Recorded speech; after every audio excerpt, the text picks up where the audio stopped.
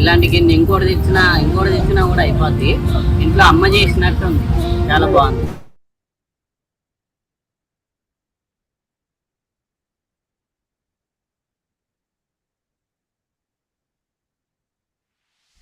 Welcome to the journey of Vishwa Foundation, an organization dedicated to bringing positive change to society every single day. In just 1,176 days since its inception in May 2021, Vishwa Foundation has grown into a beacon of hope and change. Vishwa Talks is an online platform inspiring people to participate in social change by hosting experts who share insights on diverse topics every Saturday. Namaste. Vishwa is an organization which works towards building the grassroots levels of India. The first step we take towards that is to build an awareness. We work in different causes from education, health, art and culture to 12 other causes.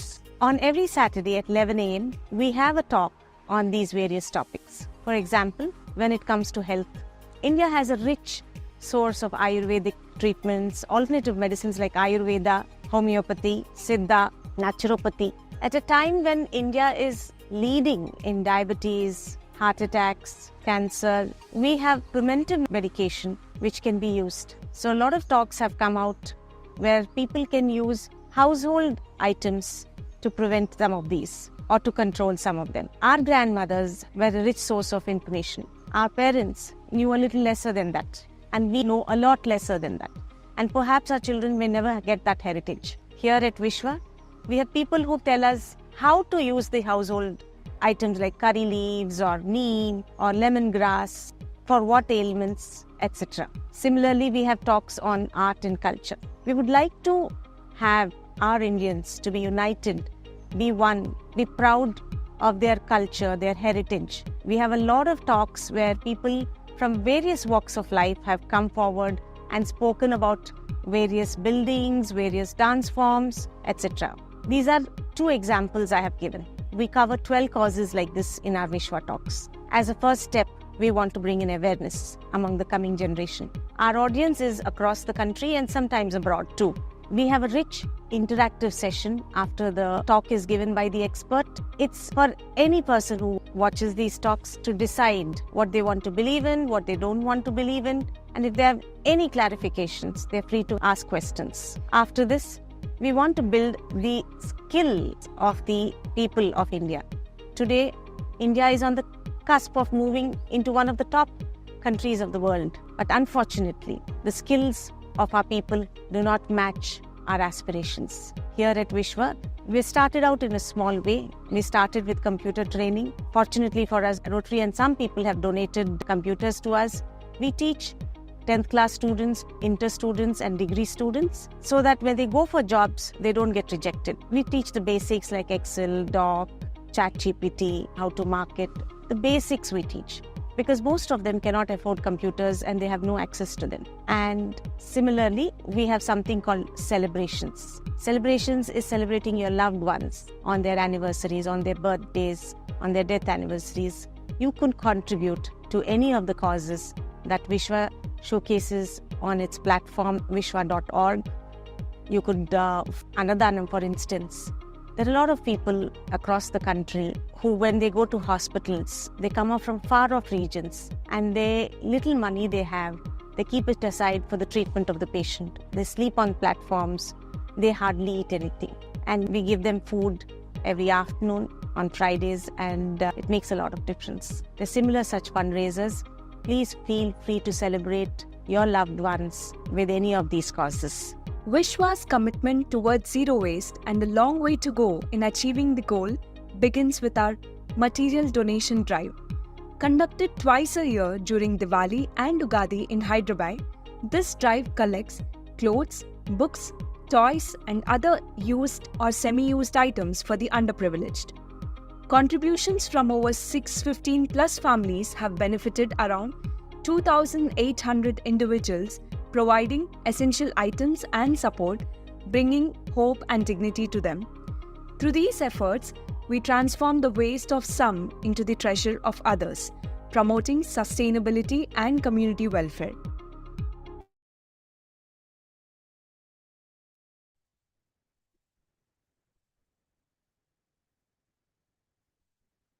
A very good morning and welcome to Vishwa Talks. My name is Trishant, and I thank you all for attending today's event on Zoom and to those watching on YouTube Live. For those of you who have attended a Vishwa Talk before, a warm welcome back. And for our new joinees, here's a little bit about us. Vishwa Talks is a program to create awareness amongst people and to make a positive impact in the society. Here, we invite experts to discuss and explore diverse opinions, different perspectives, various issues, problems, and their solutions on various fields, including art and culture, healthcare, ecology and environment, education, and many more. We have covered over 150 talks. Each webinar is an interactive session with a deeper understanding of the topic at hand.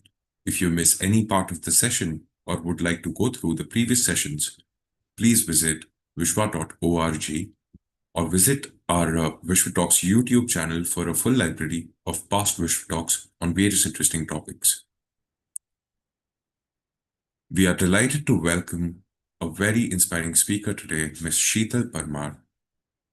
Ms. Sheetal is the treasurer of the Gandipet Welfare Society, where she plays a crucial role in fostering community-driven environmental initiatives.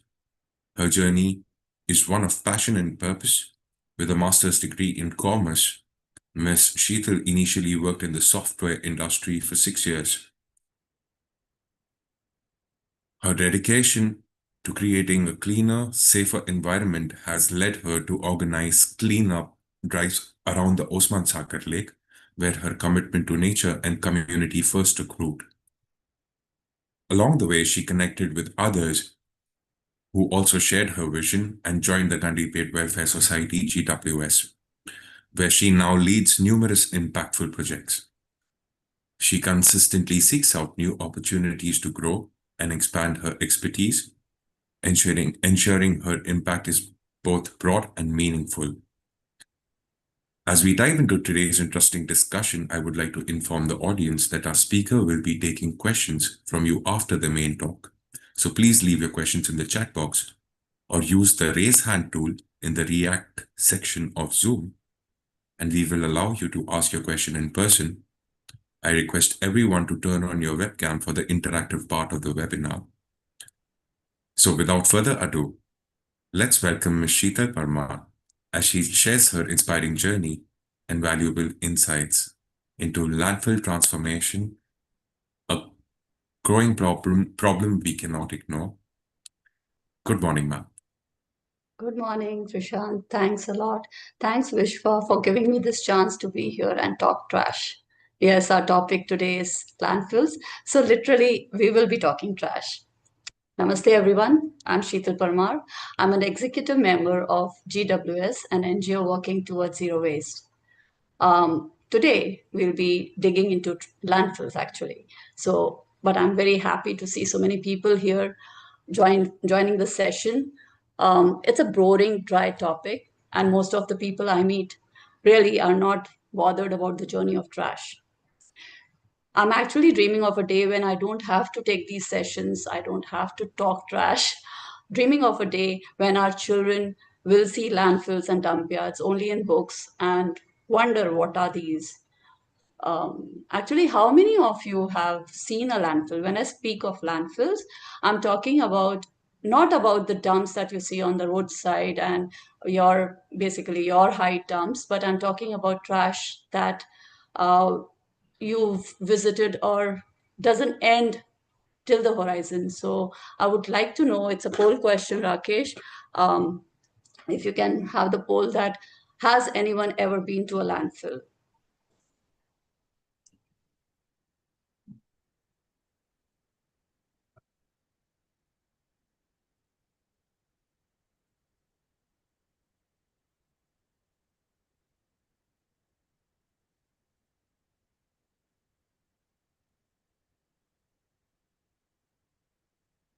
I can't really participate in the poll, but I have visited a landfill. Okay, so yours will also be counted then. Are you done? Oh, I'm still working. Okay.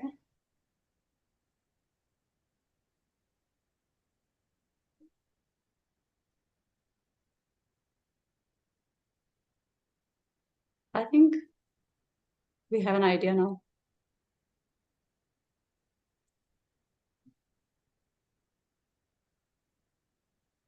So 55% is what I see. I mean, is that right? Yeah, approximately 45 out of 79 have visited. Okay. And I am really surprised. I'm really, really surprised because I wouldn't have seen a landfill if I was not connected with GWS. So basically, a landfill is, of course, taller than yourself, taller than a house, and some of them are, you can, yeah, close the poll now, I guess. Can we get rid of the poll question, or is it just me seeing it? You can just Close it? close it here. Okay. So some landfills in India are really very, very high, tall, and literally as tall as Taj Mahal. Anyone seen Ghazipur in Delhi? Locals call it Mount Everest of trash. It's like 50 football grounds put together. And over 3,000 landfills dot the map in India. Many are towering over 50 meters. But for those who are unaware what a landfill is, my definition is it's a true symbol of modern convenience and eco-ignorance, really. The next 20-30 minutes we'll be talking only of landfills, so you'll know exactly what they are and how bad they are. But first, let us dig into how and why of the glorious birth of landfills. I would start my presentation here.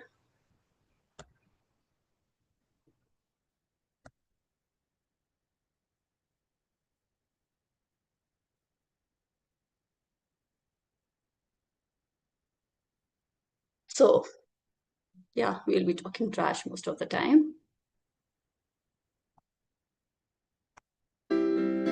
Did you know that India consumes 12 million tons of plastic, 11 million tons of paper, and 2 million tons of glass each year? Have you ever wondered what happens when you don't recycle all this waste?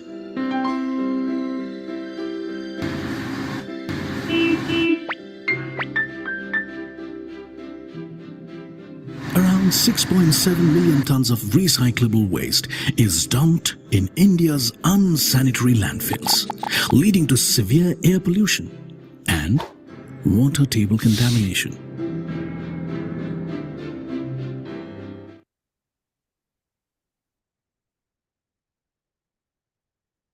So India's real trash problem, it's not the trash, it's us.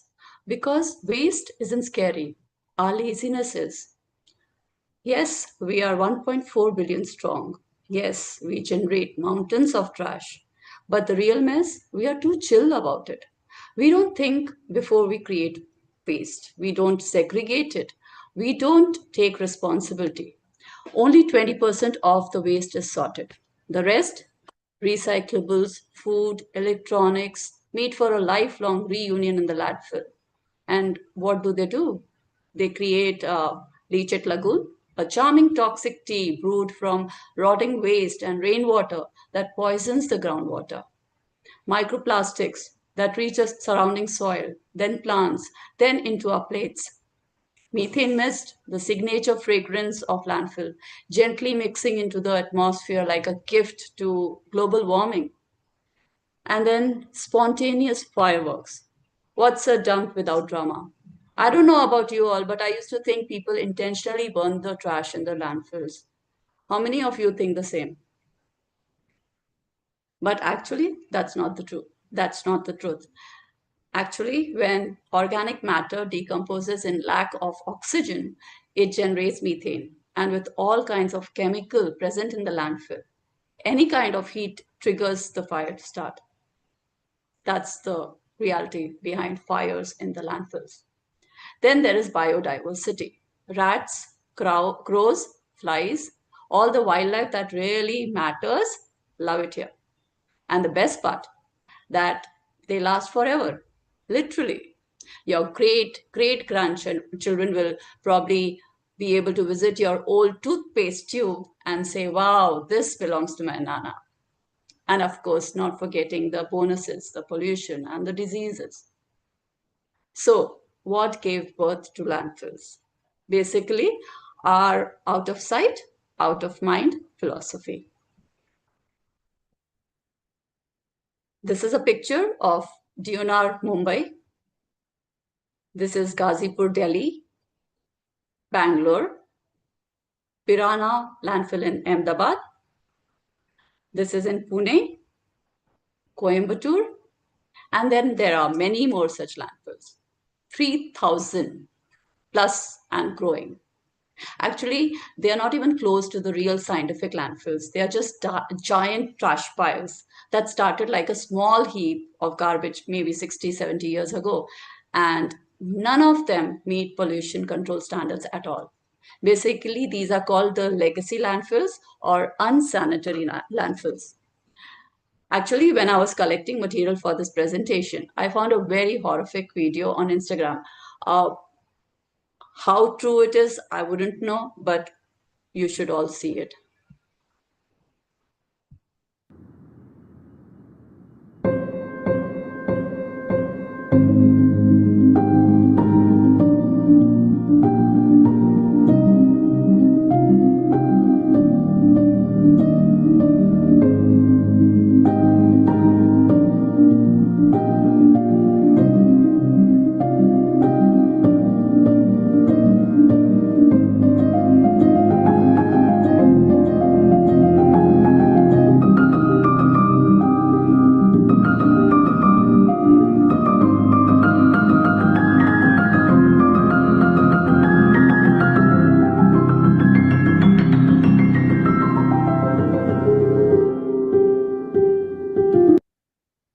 When will enough be enough?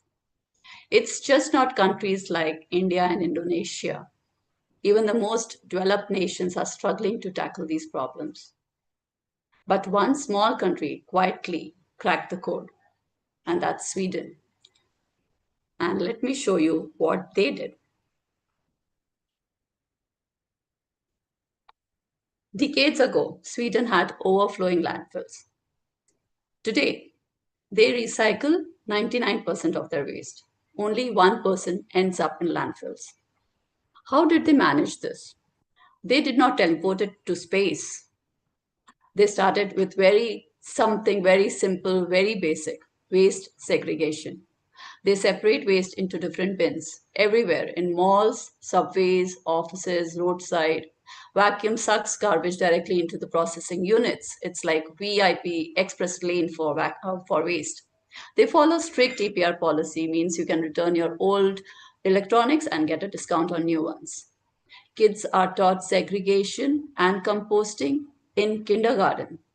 Even our 10th graders won't know any of this. Their waste to energy system, where the non recyclables are burnt to generate power for the whole city and offices. Even their garbage trucks run on gas they produce. They've gotten so good at it that now they import waste from other countries. But this transformation didn't start with incinerators. It started with something simpler. People decided to care. Let's now zoom into our own backyard. I have put in some numbers here. It's very easy to relate to them because we are talking trash. So the first one is 62 million tons. That's the waste that we create every year. Out of that, only 12 million tons is processed. The rest ends up in landfills. It goes on to live forever in our, yes, the next number, 14,000 hectares of landfills that we have. Actually, I just rounded it off. It's more than that. And the next number, 1240 hectares, that we add to this number every year. It sounds like a subscription plan for garbage, right?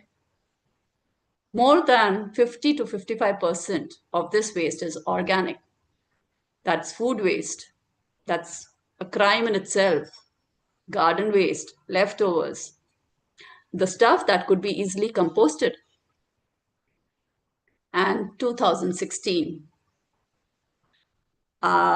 Basically, I love this year, but that's the year we came out with the solid waste management rule book, a great rule book for proper waste management. But sadly, collecting dust instead of waste.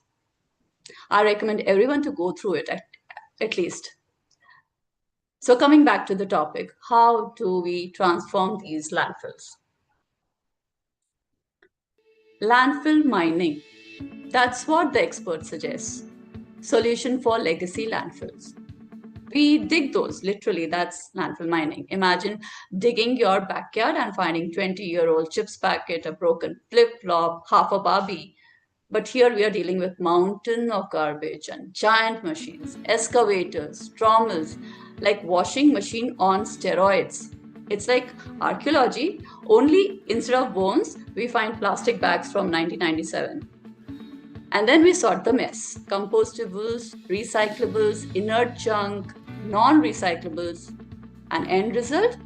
Free real estate. The land gets an extreme makeover. Parks, solar farms, buildings, you name it. That's a theory. Landfill mining isn't just trash digging. It's giving trash a second chance. And India is sitting on 160 million tons of this kind of garbage gold. But it's very, very expensive, huge machineries, and the value of material recovered is much less. Health hazards for the workers, methane leaks, fire, odor, and whatnot. But let's say with all precautions and investments, does this really sound like a good plan? Yes, it would be if we stop generating waste totally. But instead, we are piling it up every day. Pirana landfill in Ahmedabad, Bandewari landfill in Nagpur, and many more have started landfill mining years ago, but there is no end to it. So, is there no good solution? Have you heard about scientific landfill? That's my next slide. Well, think of it as a well-planned tiffin box for garbage. It's not a messy, big lunch plate. These landfills have multiple protective layers. The high-density liners act like diapers for the earth, preventing leachate from leaking. And another safety layer of clay is also used. Then there are perforated pipes for leachate collection and treatment system. Each day's garbage is compacted and covered. When full, they are sealed properly. No leaks, no smells, no disaster. Methane is collected through pipes and converted into electricity. Yes, this animated version makes it look very simple, but in reality, it's a very complex design. It needs a lot of investment, beyond imagination, and proper monitoring. No wonder the Narela Bhavana landfill in Delhi, which was inaugurated in 2011, I think, is the first and only scientific landfill in India. And leakages could still happen. A slight minor earthquake and all the efforts and money gone. I'm actually a Gujarati, so I see investment before I see disaster. Of course, it will be disastrous. In the event of floods or earthquakes, these landfills can collapse, releasing toxic leachate, methane, waste into the environment. This can contaminate water sources, spread diseases, and increase the risk of fires too.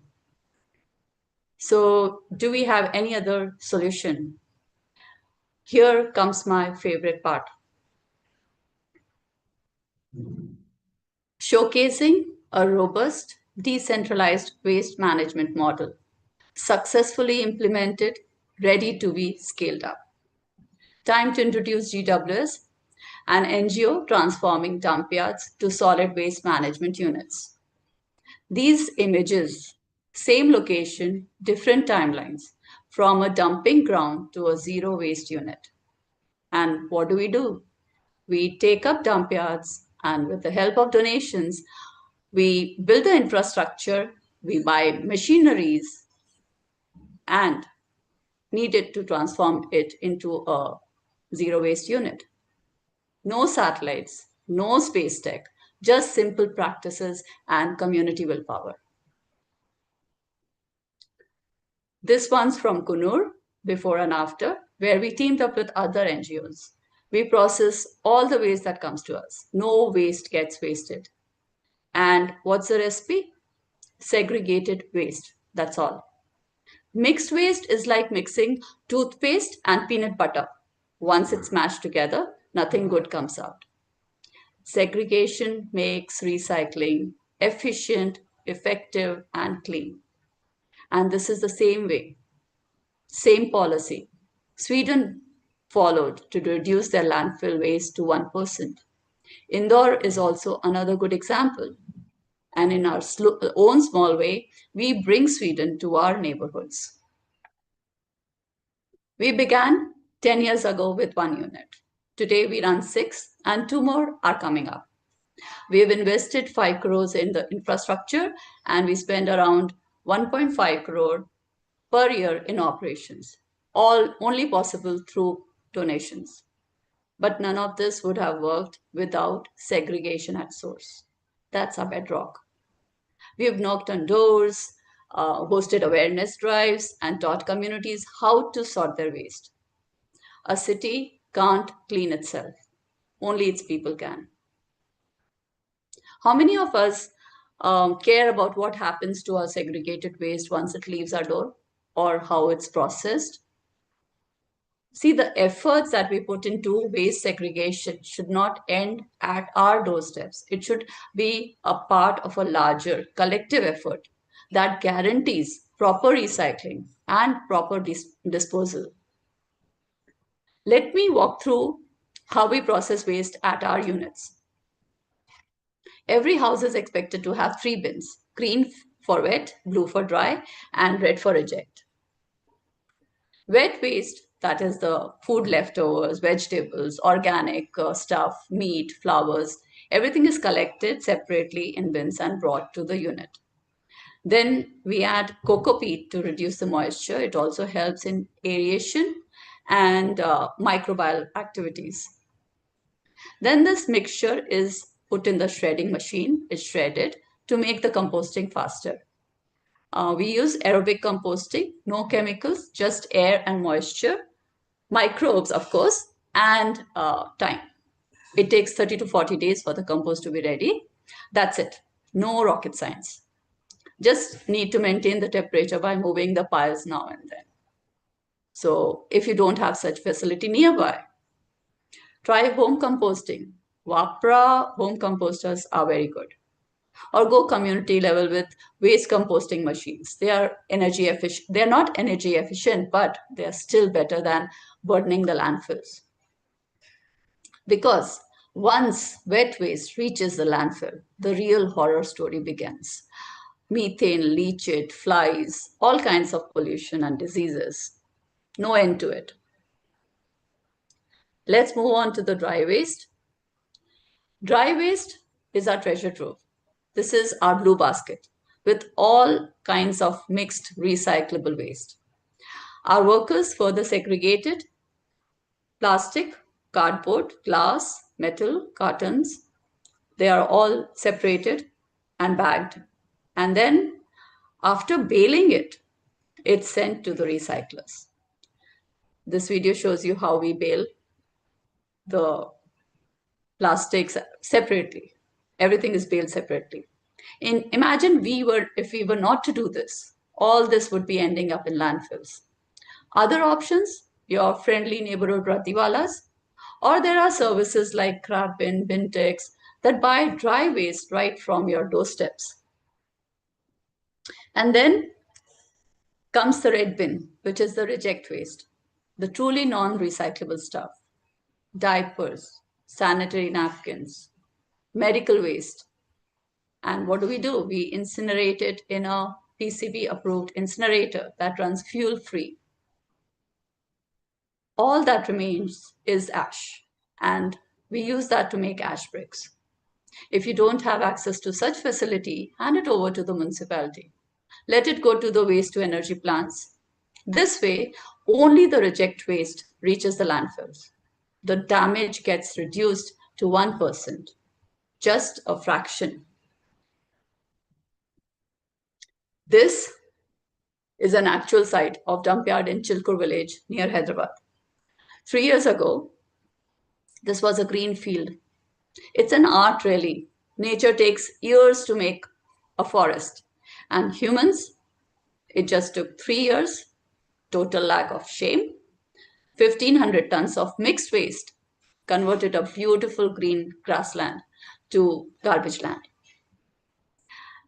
And on Environment Day, June 5th, Ramki Group of companies shifted more than 1,000 tons of waste to its waste to energy plant on our request from here. Work is still going on. It's been 10 days. Why this particular place? Why not others? Because we did a segregation awareness drive in the village. The very first step towards zero waste. In other words, towards no landfills. With the help of municipality, we have set up a SWM unit, Solid Waste Management Unit, that has started processing segregated waste here. So this is how we removed one more dump yard from the face of earth and transformed it into a clean solid waste management unit.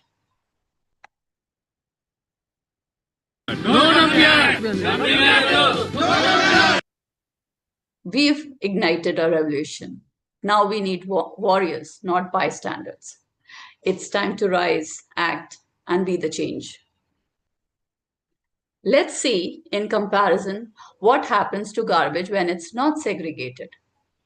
Sorting out waste at source and sorting out waste at the end makes a lot of difference. Tons and tons of recyclables are lost. Sorting out waste into different bins should become second nature to us. But let's take a step back. Isn't it better if we can just create less waste in the beginning itself? I haven't bought a plastic water bottle in 6 years. I refill my bottles at airports, restaurants, still alive, still hydrated. Small steps matters, like cut milk packets without separating tiny plastic bits, eat ice cream in a cone, not cups, use soap bars, not liquid soap, switch to menstrual cups, travel with your own toiletries, don't use the ones that you get at the hotel. Take your boxes to restaurants for leftovers or buying meat. And please, don't buy new clothes just because it's a weekend sale. I personally know people who are into shopping as antidepressants, as if they heal by dumping their emotions straight into the landfills. These choices aren't sacrifices, they are smart moves. Did you know humans ingest 5 grams of plastic every week? And it's not just humans who are suffering. Every living being is at our mercy. Animals too are enduring health issues like cancers and tumors. More than 1 lakh animals die from plastic entanglement each year. Marine life is choking because of our carelessness, and with plastic found inside creatures that once thrived freely in the oceans. The future of our planet and all its species depends on the action we take today. It's not just trash, it's a ticking time bomb for our health and the planet's future. Coming to the end with this picture, covering whatever I couldn't say or convey. Generally, when I get a chance to speak on stage or when I have an audience stuck up with me like how you all are, I make them take an oath. No drama, no putting your hand on your heart or etc. But just a simple thing I'm asking. Just give up one plastic item, be it a straw, a spoon, a water bottle, just one. It should be like how we don't wear slippers in the temple. It's a big no-no, right? You can't do it. Nobody is watching you, but it's just being conscious. And more than this, I would request each one of you to ask 3 more people to do the same. And when somebody says it's only one straw, one cup, oh, one plastic glass, oh, one plastic bottle, say that 8 billion people are saying the same thing. Let's leave behind something more meaningful other than plastic wrappers and styrofoam. Let's leave behind change. Because clean surroundings shouldn't be a luxury for tourists or Instagram photos. They are for us, our families, our health, our future. Join the movement, join the revolution, say no to landfills. Another thing is, how much land can we give up for landfills? There has to be an end. Landfills take up a lot of land, actually. So just segregate your waste, compost your peels, recycle like a boss. And please let the landfills stay lonely. If my 80-year-old mother can do it with her wrinkled hands and unwavering will, what's stopping all of us? It's only through individual and collective actions we can truly honor the land that we call home. Trishant, that's all I have. You can take over from here. Thank you, ma'am. Thank you for compiling such a beautiful, painstaking, but also a very informative PPT with a lot of information from all different cities and states in India and the world. Before we move on to the Q&A, I'd like to put up a set of poll questions for our audience so that we can understand them better, get a feedback about the session, and also better curate the topics that we bring to you.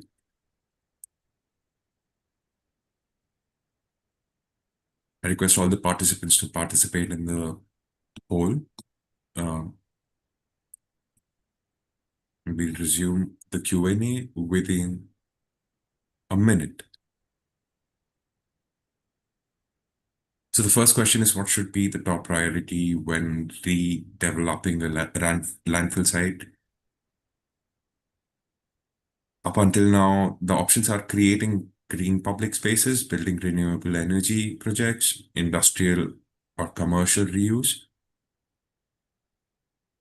I see the first two options are going 50-50 at the moment. The second question is, what is the biggest barrier to transforming landfills in India? The third, how would you rate your overall experience? You can give the feedback after you're done with the topic.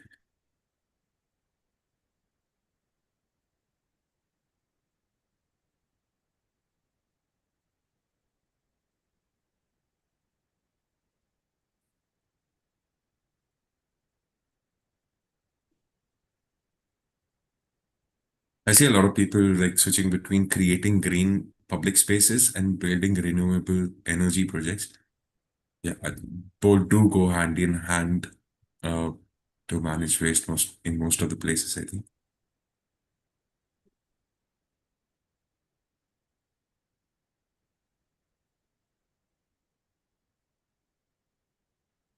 I'll start off with the first question before I bring in anybody to put in their questions forward. So I'd like to ask, I have spoken to you about this before. So is it all right to visit a landfill site? Is there, can the officials working at the landfill sites stop a civilian entity to enter a landfill site? Is that a question for me? Yes, ma'am.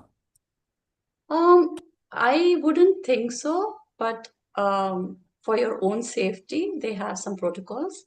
So you will have to go through some permissions to reach a landfill, yes.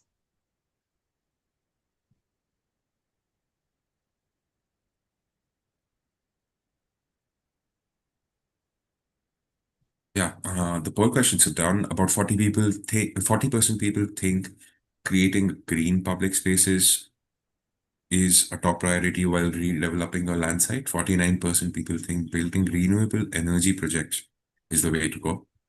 About 11% people think industrial or commercial use can be done. The second question, what is the biggest barrier to transforming landfills in India? About 7% think lack of funding, about 26% think government policy gaps, about 67% think there's public unawareness. Would you like to say something on this, ma'am? Actually, I would want to go back to your question, the first question first. Sure. So, the day I visited my first landfill, there were like 400 to 500 trucks filled with garbage waiting to dump their garbage there. And so if the landfill site management allows people to visit, where will the trucks go? So I was just imagining what it's unimaginable traffic jam of trucks over there. So I'm happy that they have some protocols that they don't allow people just walk by over there. Now coming to your next question was, I forgot. No, I was just checking the poll questions and trying to get Acha, your acha, acha. opinion on it. Yeah, okay. So yeah, uh, And what do you being think is the most being in the appropriate? field that I am, I would definitely vote for the green public spaces. As I've shown you, what GWS does, transformation of a dump yard into a SWM unit, anybody can come visit us. We always create a garden space also with the unit so that it's very pleasant to look at. And also we decentralize it. So it's doable. It's not like massive load of garbage coming in every day, right? So it is manageable. So green space is my choice, of course, and we have a model, proven model in place. So it is doable. And funds, there are companies who support environment cause like anything. So that shouldn't be a problem at all. Public awareness. Yes, that's a massive problem. And I agree with everyone here who voted for it. Um, this is where I want to put in all my energy. I want to bring awareness to people. Yes, I don't know it all, but I like to learn from sessions like these where new ideas come up and I try to put them together for our NGO also. So public awareness, me also learning, you also learning, everybody learning, that's the way we need to go further. Yes. Thank you, ma'am. I'm just going to unmute Mr. Shmuel so that he can ask a question. Sure. You hear me? Yes, we hear you, sir. Okay, thank you very much on a very interesting and knowledgeful presentation. And I want to ask you a question. What, according to your opinion, role of education in solution problems of waste? How education system can support the resolution of problems of waste, landfills, and another problems in this field? If I may rephrase the question, what do you think is the role of education for waste management, for segregating waste, for processing it? Yeah. Of course. So if you I I don't think so I can pronounce, but okay. So Shmuel. Shmuel, okay. If you've seen the Sweden video that I showed, how Sweden teaches the children at kindergarten level segregation, that's the best age to put in any values. I mean, even as a parent, I would think that at a certain age only I can teach my kids. Teenager level, there's nothing they can learn. They have their own mindset. So a very good beginning would be schools. Yes. Yes, and another question, what the government and authorities of India do for smart and effective management waste in India? I'm sorry, sir. Could you please repeat the question? Yeah, what authorities of India do for smart and effective management of waste? Uh, I'll rephrase the question for you, ma'am. What do you think is the Indian government doing to effectively manage waste and process it? So yes, we are doing landfill mining is happening, but and also, but I don't see many scientific landfills coming up.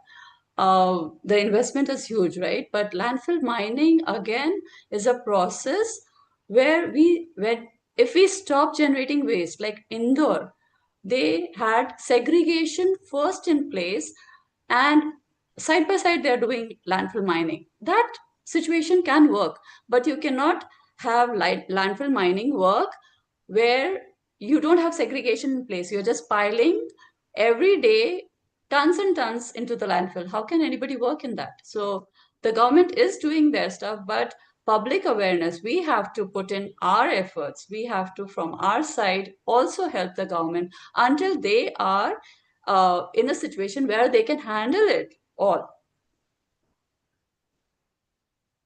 Thank you very much. Thank Thank you, you. Shmuel. Thank you for joining us, Shmuel. Shmuel sir he's been joining in each and every one session related to ecology environment, and he's always Yes, tried I've seen to him before. he's always tried to find out to solve. He's always looked forward to solve problems of poverty and try to create awareness about particularly how you can do community development. That's his approach, I feel. I'm going to unmute Mr. Vasant Kumar so that.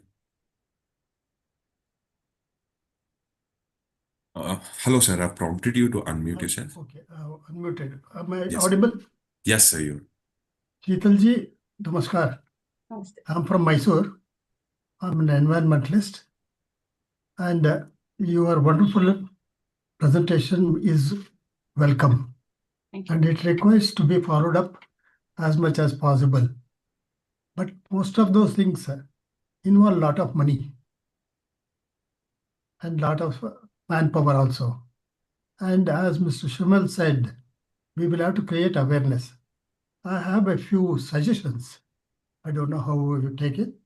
As far as what you call visual pollution, the floating plastic, who will be responsible for arresting it? We have already allowed it to become a pollution. And I suggest that from every school, let every child bring 10 pieces of plastic, floating plastic, from home or from wherever it is. They will have to bring it to the school and put it in some corner, so that I will give you an example. If there are about 1,000 schools in an urban area, if there are 200, average 200 children studying there, and if they bring 10 pieces every day for 10 days, the amount of plastic, floating plastic collected will come to 2 crores, if I am right. It's a simple calculation which I have made. 1,000 into 200 into 10 into 10. That means 2 crores of floating plastic can be arrested within a matter of 10 days. That is one way of doing things, and it doesn't require your money, no investment, nothing. And you'll be creating awareness in the minds of children. And in turn, children will be going to their parents and telling them this is the task they have given. And immediately, parents will also become eco-friendly. They will search for 10 pieces every day for 10 days and give it to the child. If it can be made it into a 15 days or 1 month in a year, most of the floating plastic can be arrested. And what will you do with that?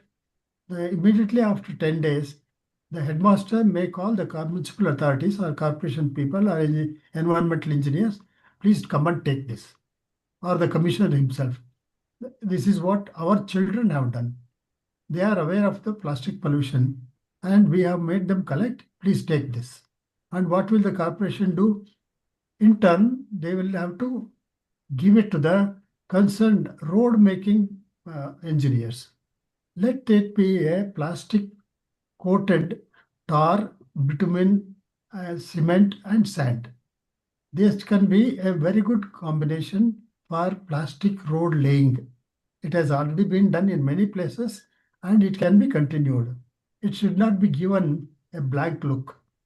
If it is possible, because authorities themselves should not think that money can be earned by laying ordinary roads so that they will become out of order within a matter of 6 months, and again laying it, again spending money, public money, all these things. The second thing is, what about e-waste, madam? You have not talked about e-waste. I don't know what will be your solution. I have some solution. Let me hear you.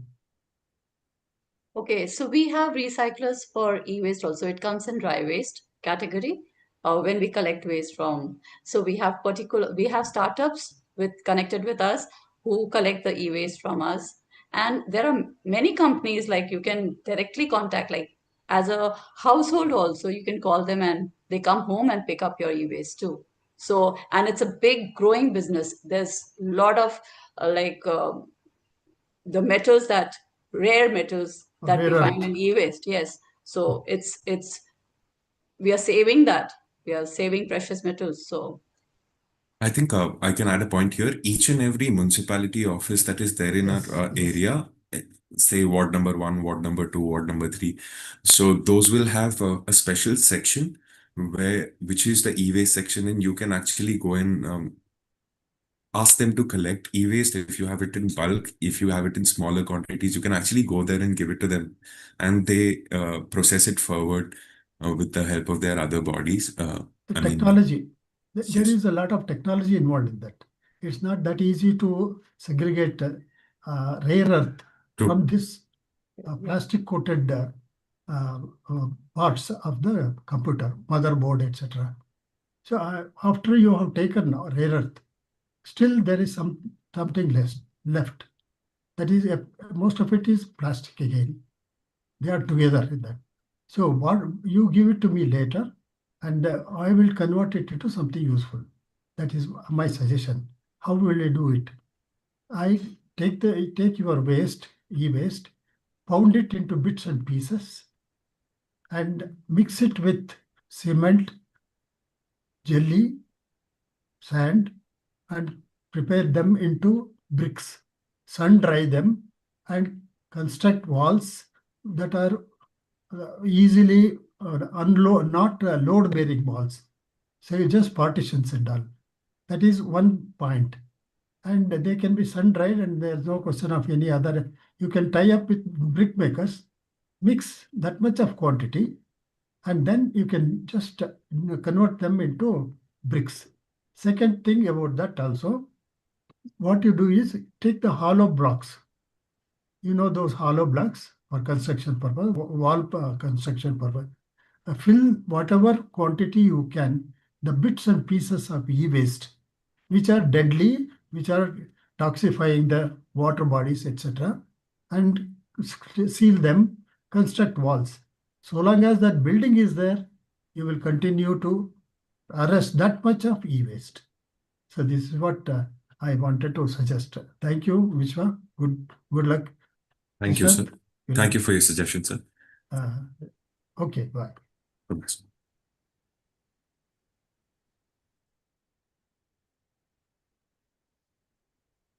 Ma'am, so I'm gonna unmute Mr. Pratik Sharma so that he can bring up the next question. Morning, sir. Hi. Hello, sir. Sheetaji, first of all, wonderful session. You clearly are very passionate about the subject. I could hear that in your voice when you were taking the session. So I posted the question on the chat as well, so I'll just repeat it here. Okay. I have a patent on e-waste management and e-waste recycling. So I'm working in that domain. My startup is in that domain. We're in the top 12 under DPIIT. So we are into, I mean, I think about e-waste and all sorts of waste and how to solve that all day, every day. That's the job. Now the question is that we do have a bunch of engineers, and also we do have technology. We have the wherewithal how to create it, and we have ideas on how to create something which is very fundamental. Okay, when we talk about waste segregation, we are talking about the user changing his habit, which is the most difficult thing to do. Right? People by default, by nature, majority of people are lazy, right? And they like to be lazy. The whatever maximum output can be achieved with minimum effort from the user. That's the golden goose, right? Convenience. Convenience, right? So here's my question. We have a design of a concept that we can create to to help with the segregation of waste at point of generation of waste. Okay, but this would require R&D. I know that. I've done a bunch of research on it, but not hands-on. We have not put the rubber to the road on that one yet, right? Because that R&D requires funds and it requires a lot of institutional support and all of that. So while funding is not an issue in India, so much so, but when it comes to something which is related to impact or social impact and stuff like that, there is a roadblock there. So uh, I would like to know, can you, and if yes, then how, help facilitate engineers like myself and our team who would like to create technology to solve this problem, but we are facing a roadblock on those funds, which are available to every startup which is out there very easily. So I think there's a very good something that you guys can since your organization has very large connect. That's something that we can work out. This is just my question. That's how you can help us. Yes, you can connect with me personally. My website was given in the last slide. We have a connect contact us details over there too. But apart from that, there are companies who have set up aside CSR funding for environment, tackling environment issues. So you can approach those companies. That's what we do too. So we basically work on donations only, right? So we also reach out to those people who are very passionate towards this cause. And so don't think that since we have like 6-7 units here, we kind of are floating in money. No, we also go around asking for donations, and we just happen to find people who really believe in the cause. So we'll have to work hard. That's it. I mean, funds, that is the way you work. Apart from that, I've given also, while showing the videos, what are units to? I've shown that. But at an individual level, at a household level, when you segregate, there are always solutions for that. Like for organic waste, try home composting. Or community-wise also you can compost. Then for dry waste, you have those radiwalas. The only effort, as you said, inconvenience that you will face is the dry waste, because they want everything separate. Like the cartons, one will take only cartons, plastic will only take plastic. So you have to put in that effort. But there are families who do it willingly. So we need Just to the become number one is of too the small. family. That's it. Yeah, this the And number is too.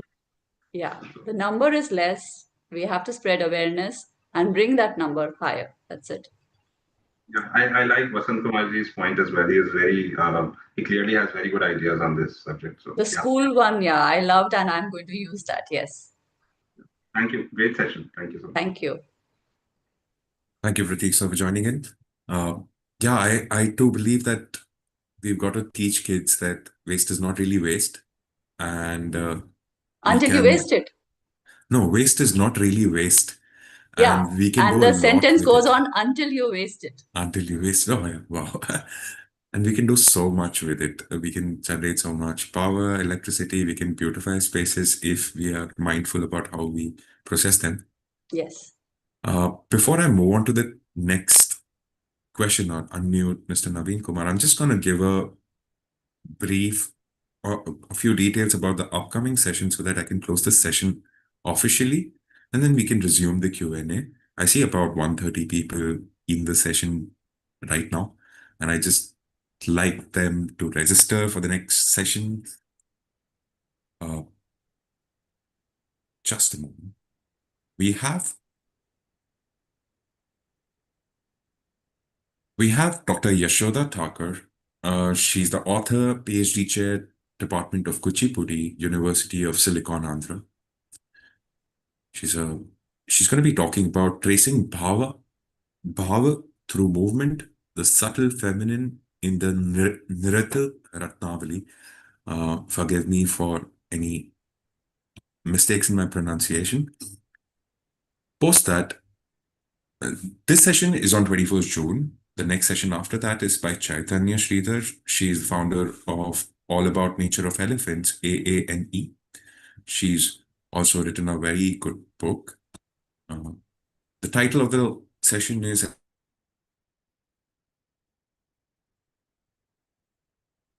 Saturday 11 a.m. I'd like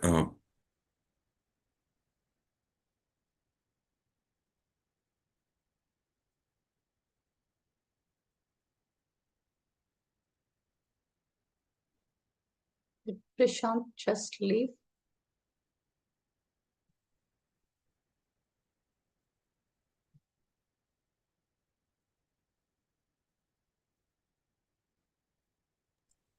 Ma'am, Prashant will join in a minute, ma'am.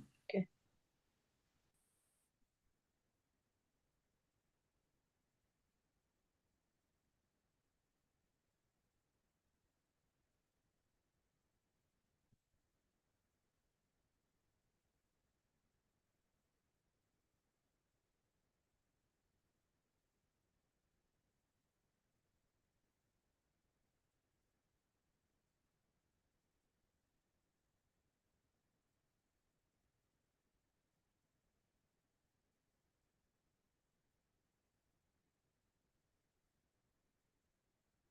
Rakesh, can we answer some of the questions in the chat? Until Trishant joins back? I mean, can you give me some questions from the chat? Naveen, can you please unmute yourself? You can ask the question.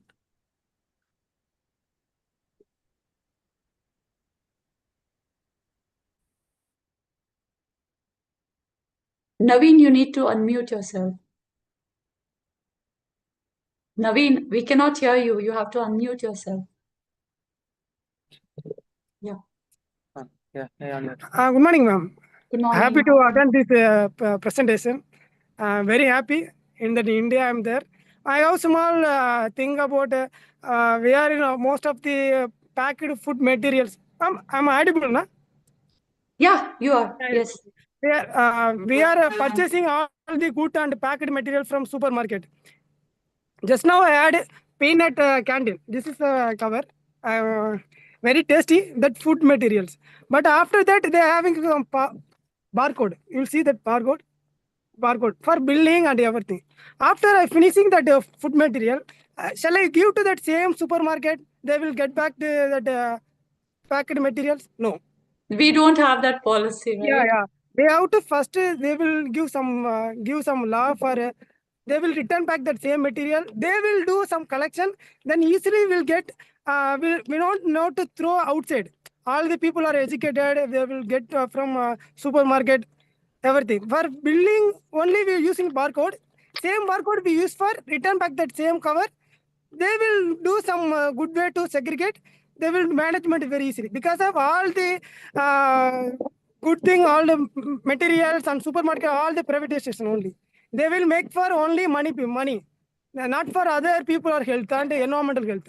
We think about we give some law and rules for separate for they get back all the barcode materials. It will be very useful for avoid the visualization plastic in the outside environment. This is my thinking, ma'am. If it's okay with that, can okay, ma'am. Thank you so much, ma'am. It's my small idea.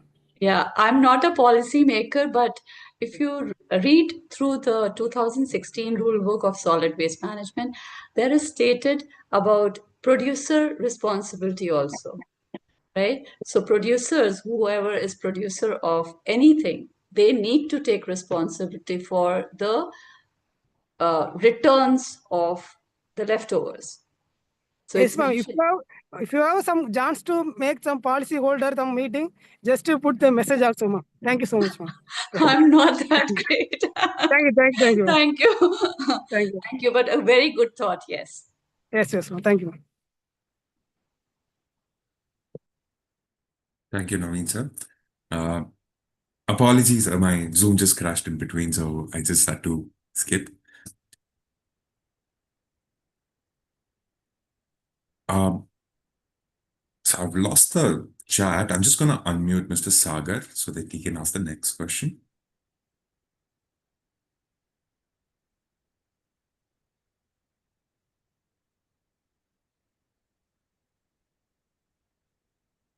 So I've prompted you. Yep. Hello, thank you, Trishan.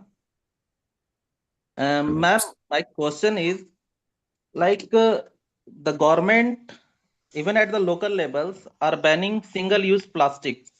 Like even small vegetable vendors gets punished when they sell their vegetables in the plastics. Yes, I know. Then someone throw some light on the habits. Like it is very tough to change the behavior. Like Trishan highlighted that point. It is very tough to change the habits of the people. But in my concept, our habits gets bad when we get options. So multinational companies like Kellogg's or any other Indian company, you can say, they are selling their entire product in the plastics.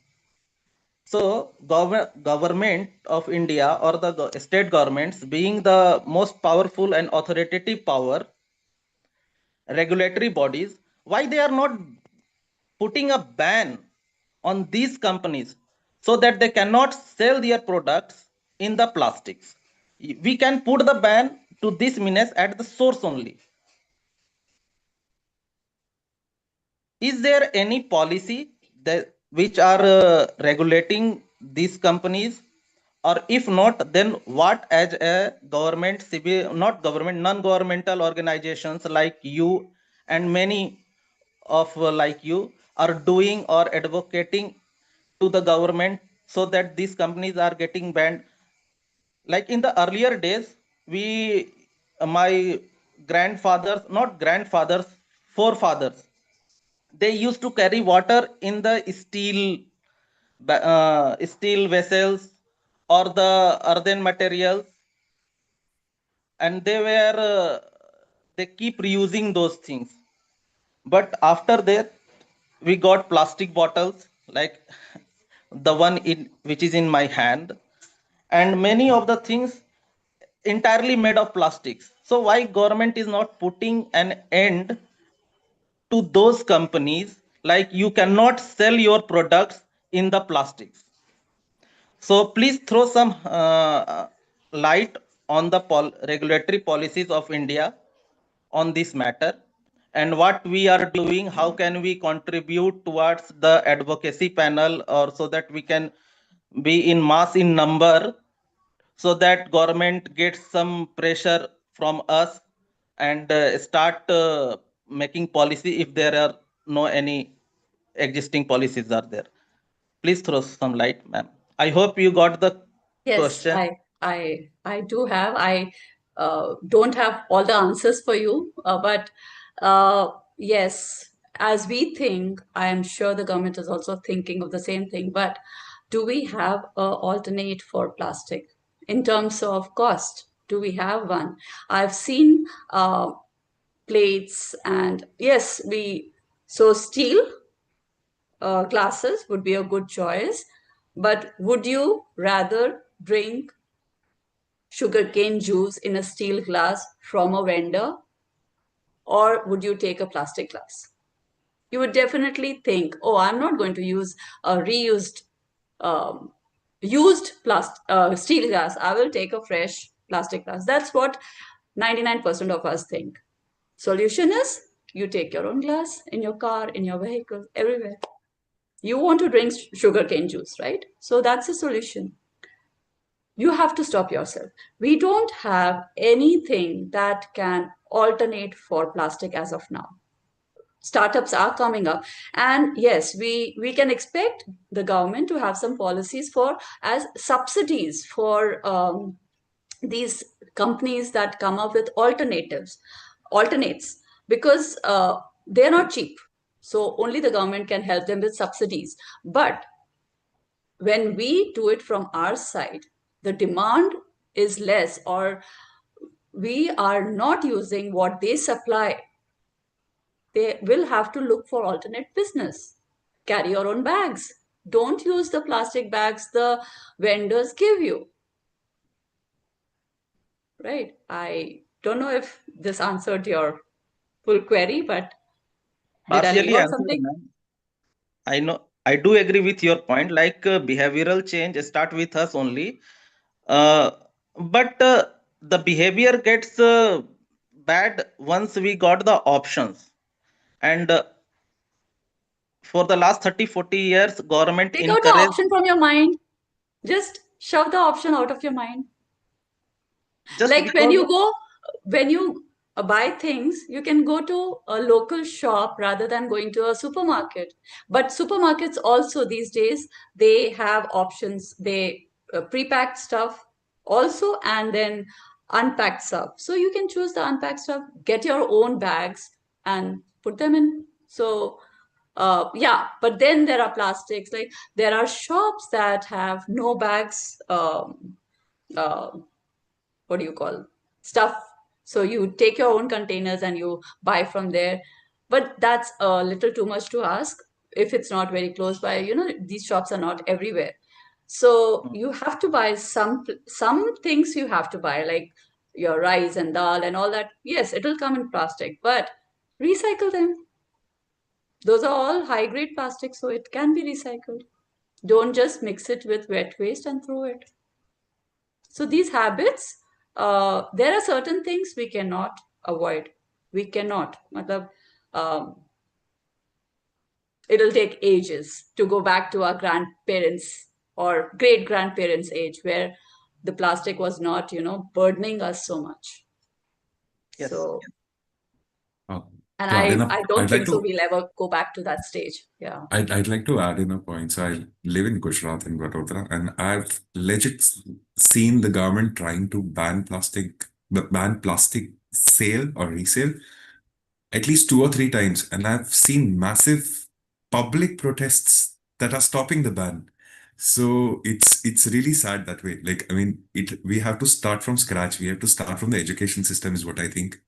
We have to actually educate kids to change the system in the future, because we are just very, very dependent on the systems we have created in the past. And to just push it all aside in one go, it's very difficult. The government is trying, but it's the people who have set up massive, say, plastic industries and everything. If you just close them, what is the options for the people working in those industries? So many employees work in the plastic industries and firms that create plastic. So there's lack of options for those people right now. They would want to switch to a different material, which is probably more reasonable, but can't. There's no material that is as reasonable as plastic at the moment to carry stuff around. And I think education only could probably allow us to prioritize that, yeah, it is very much required to ban plastic in the upcoming few years. And if older generations can't do it, then the future generations will have to enforce it in a much more stronger way. And I hope the government in some time maybe achieves, closing down certain amount of plastic industries at least, or At rerouting least the them to a one time different material. use. Yes, they've already started that. A lot of people are switching to PLAs, which is polylactic acid. So so they have a Yes. shelf life of about 6 months or so. So there are initiatives that are trying to basically push out the single-use plastic business. But again, that is 3 or 4 times priced higher than the normal. True, true. It's super expensive. And yeah, I don't know. Actually, honestly, I don't know how it's going to work out banning plastic. Here, at the protests are super massive. It's basically all of the vendors, all the fruit, vegetable vendors in the protest. It's manufacturers of plastic goods. All of them are there in the protest. It's regular grocery shopkeepers who are there in the protests. So it's public, it's basically people we buy stuff from. They are all there in the protest. We on the consumer side, we are thinking, okay, we need a ban.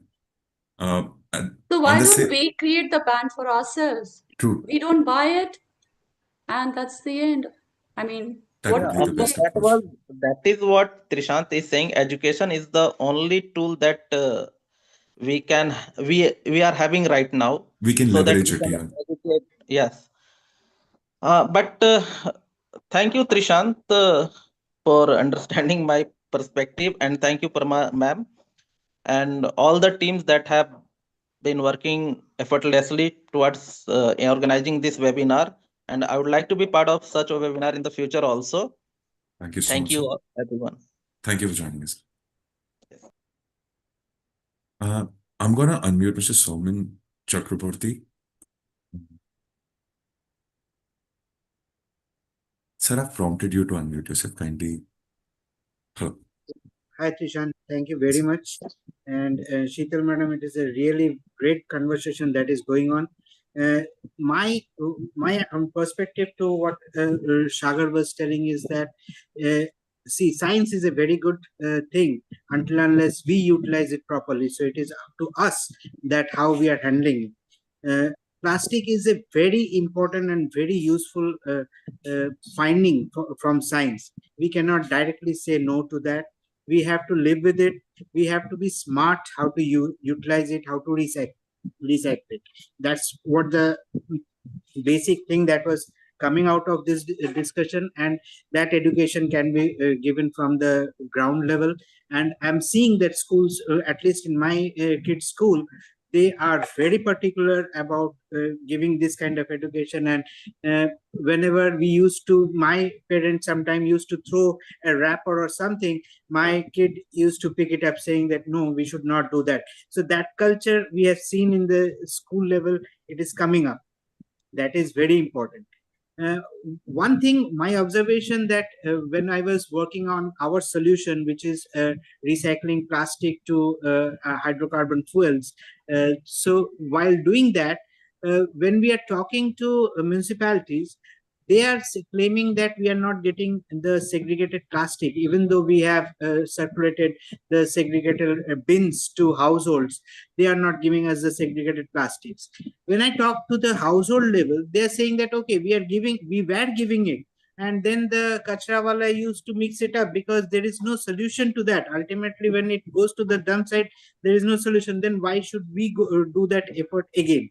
So somewhere there is a chicken egg situation. Until unless we can actually get in, we can pull in a kind of a push to all the investors that okay, you have to spend this much in the investment in the recycling business and all.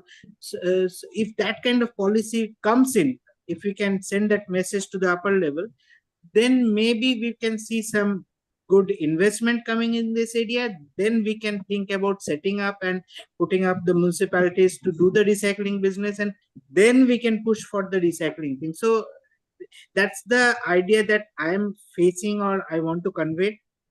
Your point on that, please. So actually, what you're trying to say is segregation and municipality do not work together, right? Actually, what happens is if you segregate and your garbage pickup boy is given the authority not to take mixed waste, then this whole process will never reach a stage where it's broken. So what we do is we give the authority to the garbage pickup boys that from any house that you get a mixed waste collection, you will not pick up. Either they have to pay you to segregate it, or you will just not touch the garbage and bring it to our units. And municipality also, the same, if they lay out the same rule that this truck is coming, if it is mixed waste, we will not take it. So it's like you have to put rules at each gate. Absolutely. And then what happens? Even we have tried that. Then what And has then happened? for recyclers, there are, just Google up your like area recyclers. You will get lots and lots of recyclers. Startups are coming up for recycling business, and that's not a issue. At least in metros, it's not an issue at all. Okay. I don't know about small towns and villages, but yes. Means we are ourselves is a startup. We are actually working on recycling the plastic to hydrocarbon fuels. Yeah, you So mentioned. yeah, and the basic challenge that again fund is the biggest challenge. We are not getting the uh, uh, investors who can actually put in whenever it talks about waste management. Okay, that is the second priority. Whatever is the lucrative, easygoing, giving money, so they're focused on that side. So if we can set up some push from the government that okay, you have to spend this much on the recycling side or waste management side, that may help in this kind of things. Yeah, I agree. And also we have, as you were saying, if we are encouraging the garbage pickers to actually collect segregated waste only, so the household who are not segregating, they are putting it in a plastic bag and throwing it away somewhere in the roadside. So very difficult to change the culture, but yes, we have to live with it. We have to gradually bring in some policies. Actually, for people who throw garbage on the road, there is a policy, there are fines, at least in theory, there are. So Yes. we just have to wait and, wait for the execution part to happen. Ma'am, I would like to have a connect with you separately in terms of how we can collaborate together. I have text you my number in the chat box. Please reach out. You can actually reach us out on www.gws.org.in. There's my contact number over there. So please. Sure, ma'am. Will do. I've posted the website link in your direct chat, sir. You can visit the website and retrieve the contact details for ma'am over there. Absolutely. Sure. Thank you for joining in, Mr. Chakraborty.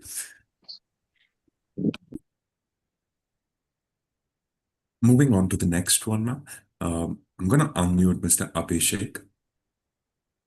Also, a question from Mr. Amit that has been there, which was also related to the question Mr. Chakraborty asked. Does the government provide any subsidy for starting recycling unit?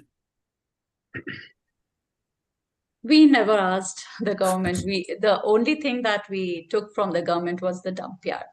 So the present dump yard, we asked them to give it to us, and then we've proven ourselves. So whenever we ask for a new one, we get it. So, but funds and all, we raise our own funds. Yes. No financial support from the government. We have our own workers, we have our own expenses paid off from the donations we receive. And we also have the operational cost. We charge the gated communities a processing fee for processing their waste. So that is how we meet our needs. Thank you, ma'am. Mr. Abhishek, I've prompted you to unmute yourself. Yeah, you're already unmuted. Kindly ask a question. So, good afternoon, everyone. So, I hope I'm audible. Yes. Yeah. So I would like to know, about the community engagement. How did you all get to work with the community? For example, like three-tier city, ma'am. So, Sheetal, ma'am. So, would you like to throw some light on that? Did you all give some monetary benefits or some encouragement, awareness? How do we start in the very basic level to get the community engaged to segregate the waste? Okay, so the word that you used was any monetary benefits. No, we actually charge them. So Yeah. why would they pay for segregation also, and why would they even pay for processing, right? I mean, not pay for segregation. Why would they segregate and pay for processing? There Okay. comes like-minded people. So we bring in those people who are already into this cause. If they are part of their executive committee in their own in their own colony or in their own community, Organization. Okay. it makes a big difference. That is the starting point. So if the executive committee of your housing society believes in a unit like us, they can put in rule that if you don't segregate, your waste will not be picked up. And once that is in place, where will you go throw your waste, right? So it is matter of convincing that one person in the whole. So it's like one rotten apple.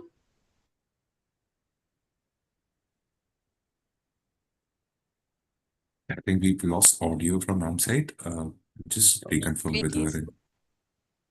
I was muted, or Yeah, was my... we lost network for a minute about that, but it's all right. Okay. So Abhishek, did you hear me out, or should I So, repeat? I mean, yeah, I Just the missed last bit. Yeah, the last bit of. So it's basically, this is how we reach out to the communities. We just grab that one person who is very convinced with what we do. And if he is able to convince his community, his people, then it works out. Otherwise, we are just consistently, we go to the municipality, we ask help from them to reach out to a particular community. They are producing waste, they are not segregating, they are throwing it in the transfer stations, stuff like that. Okay. So that is how we reach out to and So, target I those mean, communities. I understand. So everyone, I mean, living in a 2-tier, 3-tier cities, they wouldn't be aware of this, and they wouldn't take extra efforts to do this. So, I mean, did some funds given to them to buy the separated dustbins or something like that? Or it was just a plain simple rule that it wouldn't be collected, so they got scared and they were, I mean, yeah, I mean, that made them Comply. actually do it. So what pushed them to actually do it? The same thing, that if they don't segregate, their waste will not be collected. Not be collected. And Okay. yeah, and in villages, so the villages, we do it for free. So all we did was we asked the municipality to give the dustbins Dustbins, okay. under the Swachh Bharat mission. So they supplied each house with green and blue dustbins, and so okay. that basic need was fulfilled by the government. And we had some sponsors also do it. So we just reach out to we just be consistent and persistent about this. And okay, so there's one ground reality issue. I will just finish up very quickly. So all these kabaddi wallahs who actually, if at all we try to tell them that do collect the segregated waste, it's a revenue loss for them in a way that they get those plastics from the lying waste across wherever they travel. So they actually get those plastics waste and sell it on their own part and make money every day.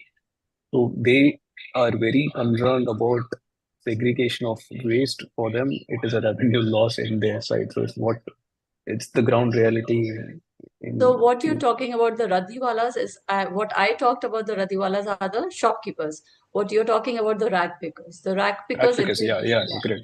So the rag pickers, that's their business too. So what we have done at our units, since we are an NGO, we have given the garbage picker the right to take every good plastic from whatever he collects.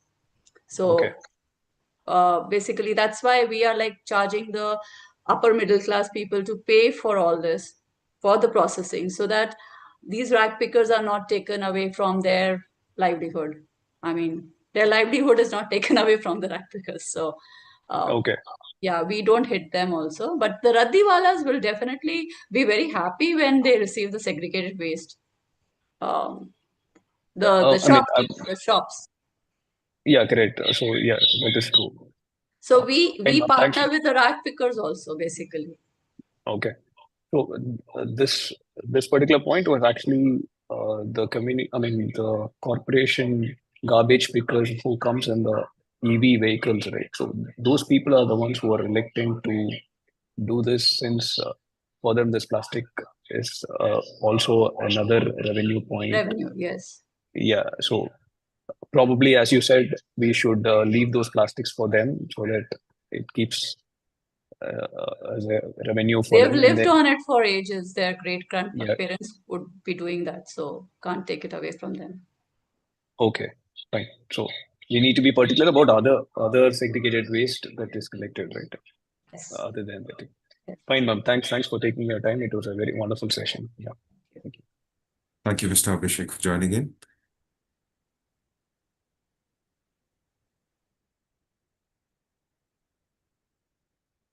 We're going to unmute Mr. Amit for the next question.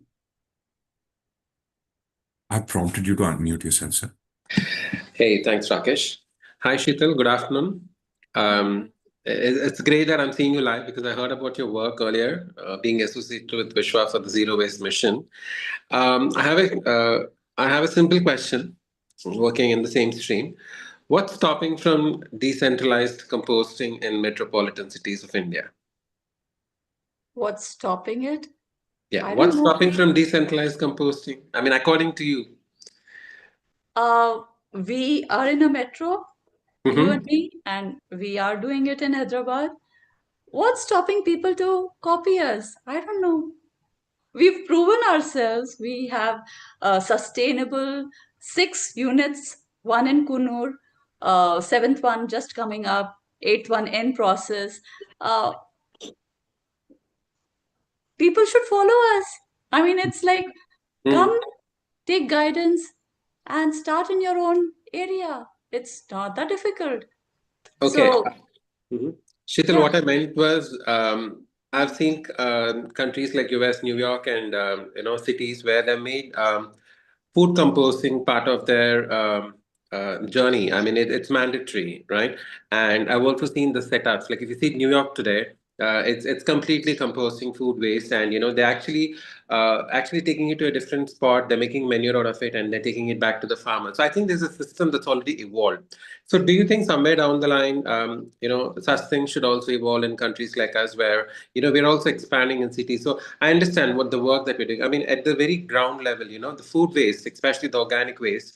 Of course, composting should be a part of your lifestyle, which is not happening, which will happen eventually, hopefully, yes. But maybe somewhere down the line, I strongly feel that such systems should also evolve in a country like ours, so that the major landfill issue is sorted in a very at least the organic waste is being looked after. Hence, the methane is not being released. All of that.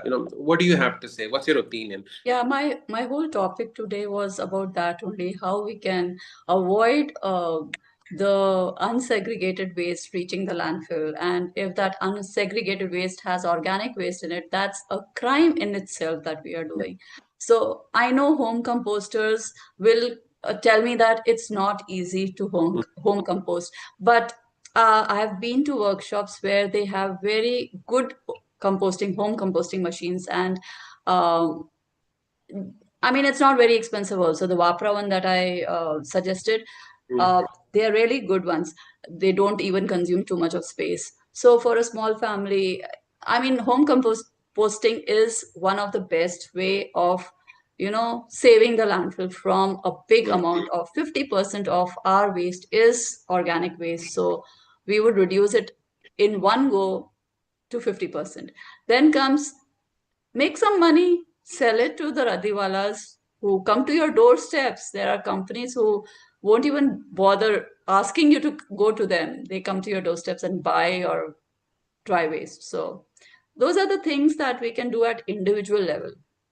What we do at community level, that will definitely require funds, permissions, a lot of dedication, lot of volunteers, lot of hard work, lot of consistency and persistence. So Thank you so much, Sheetal. I think going forward, I think we need more healers like you in the world and in the country like us. Thank you so much. I think great job, Vishwa, and great job, Sheetal. Thank you so much. Thank you all. Yeah. Thank you, Amit, for joining in.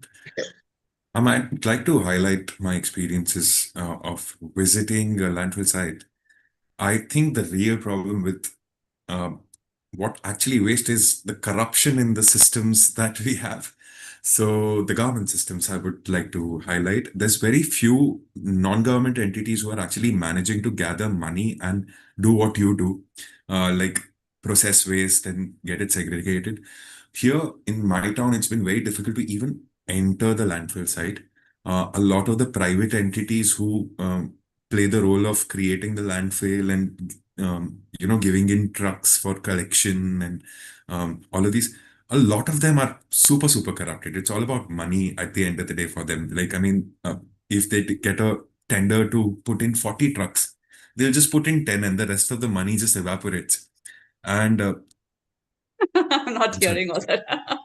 I'm very blunt with my approach because I legit protest in front of the commissioners and the mayors in my town, and I straight up go and talk to them.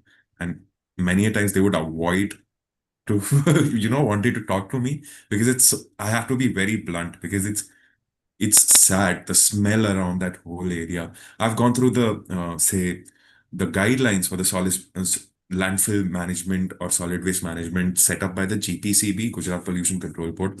And the second point in that regulations is a landfill site cannot be near any water body. It cannot be near any villages. It cannot be near any wildlife ecosystems or ecological beneficial place.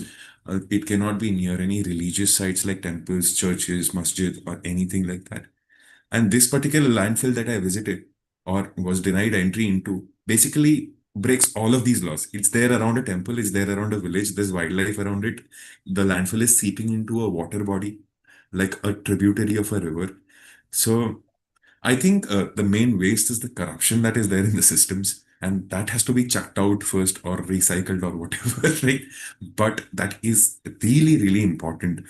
And I really appreciate that there's individuals like you who are non-government entities and putting in so much effort to get people aware about what's happening, to gather funds from like-minded individuals and actually turn it into a very good processing um, unit and so many processing units actually. And it's amazing. I can't appreciate you enough for how much you all are doing right now. I'm just gonna unmute uh, Miss Gauri so that I don't keep on ranting more. Just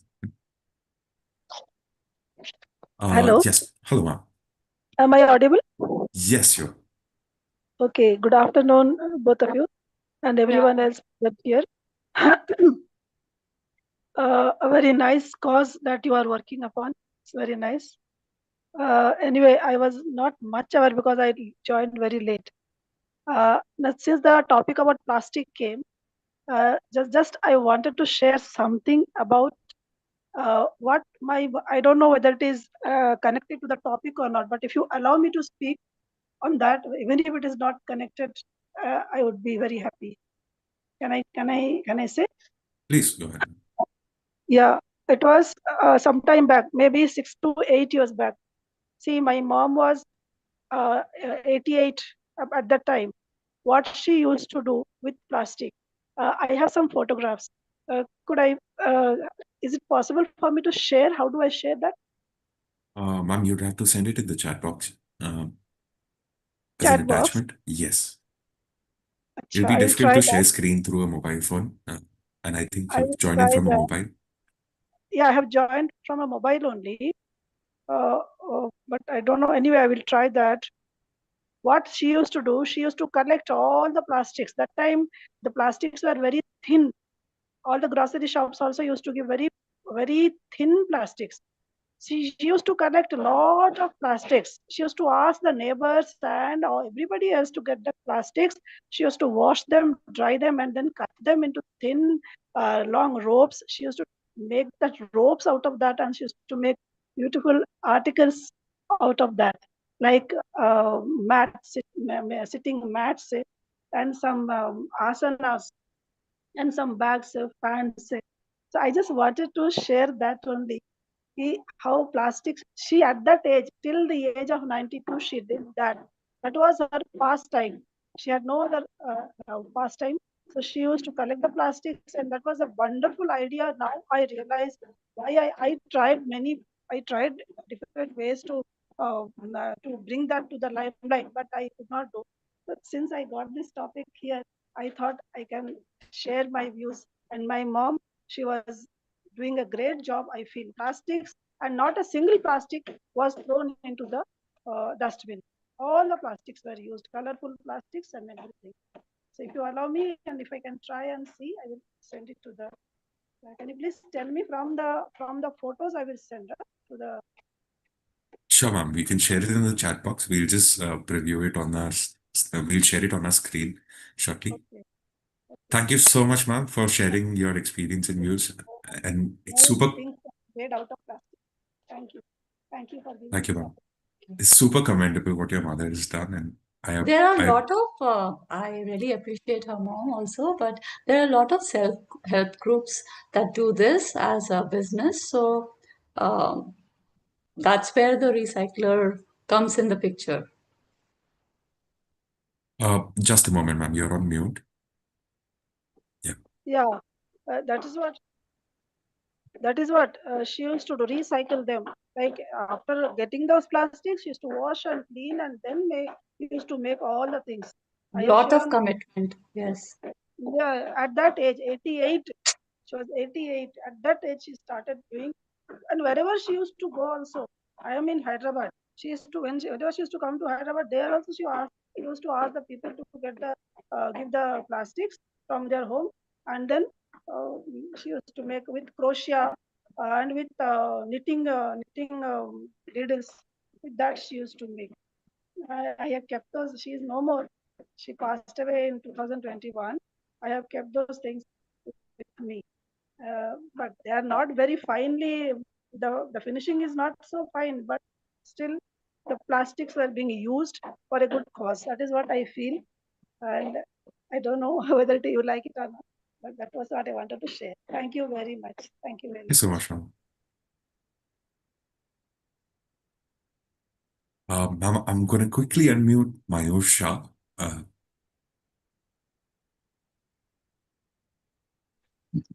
Hello, sir.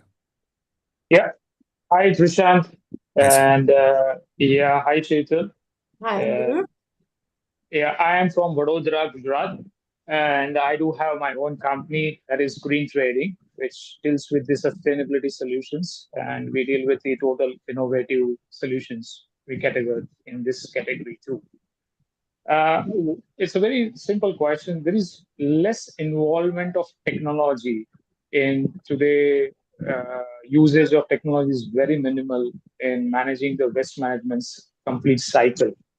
So probably the infrastructure, lack of usage, connectivities is very much in a question. So how you see in this coming 1 or 2 years, where exactly the technology will add up in managing the complete waste management cycles from the household till the dumping site and till the last level?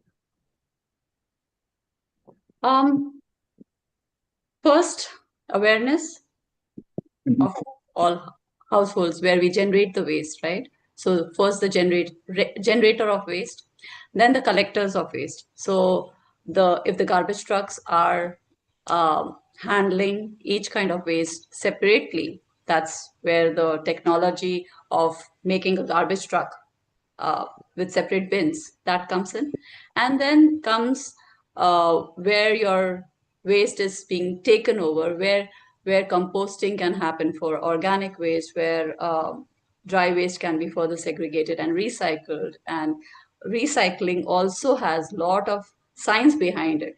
So every recycling vendor has their own way of recycling, way of putting life back into the waste.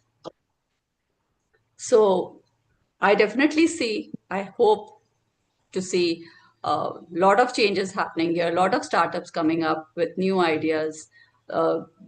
E-waste is another good source of income.